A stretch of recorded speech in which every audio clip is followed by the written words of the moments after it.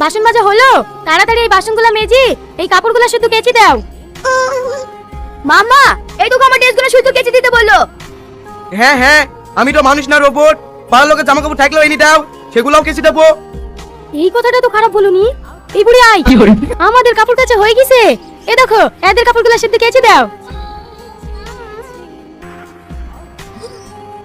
কিরে তোরা আবার দাঁড়িয়ে কেনে? যা যা, কাপড়গুলো রেখে দে। খুব ভালো কাচতে পারে। দেখতে পাচ্ছিনি আমার বিয়ের শাড়িটা কত সুন্দর চকচক করছে। এদালে বোন তোর টাকা, কাপড়গুলো কাঁচা হয়ে গেলে সুখী রোবট খেতে পাঠিয়ে দিস। এসব বিশাল ব্যবসা জিনিস রে। 50 লাখ টাকা দিয়ে আমাকে ঠিক কাপড় কাচা চলবে না কি রে? এদালে বোন 200 টাকা বেশি লে। আমার শাড়ি বিছানায় পায়খানা করেছিল, সেই চাদরটাও আছে। তোর রোবটকে ভালো করে কেচে দিতে বলিস।